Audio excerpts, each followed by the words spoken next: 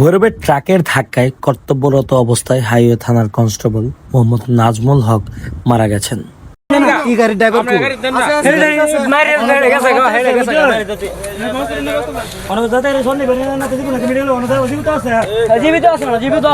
একুশে অক্টোবর দিবাগত রাত 3:30টার দিকে ভৈরব কিশোরগঞ্জ আঞ্চলিক সড়কের কালিকা প্রসাদ এলাকায় এই মর্মান্তিক দুর্ঘটনাটি ঘটে।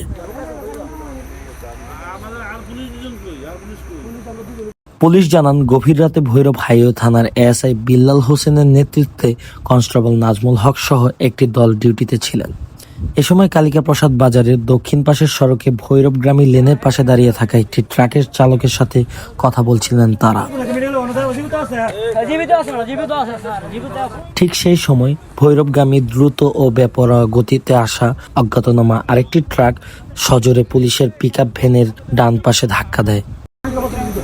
ধাক্কার তীব্রতায় পিকআপ ভ্যানটি বাম পাশে উল্টে নিচে পড়ে যায়। এ সময় গাড়ির সাথে ধাক্কা খেয়ে পুলিশ সদস্য নাজমুল হক মাথায় গুরুতর আঘাত পান। সঙ্গে সঙ্গে সহকর্মী তাকে উদ্ধার করে চিকিৎসার জন্য ভৈরব উপজেলা স্বাস্থ্য কমপ্লেক্সে নিয়ে যান।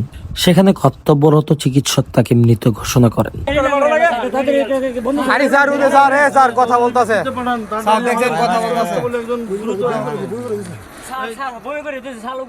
নিহত নাজমুল হক কিশোরগঞ্জ জেলায় পাকুন্দিয়া উপজেলার চরমান্দারকান্দি এলাকার রাজু মিয়ার ছেলে।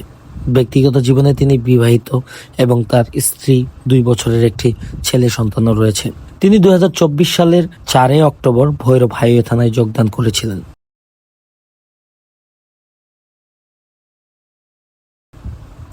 ওয়ার্ল্ড সংবাদ, ভৈরব।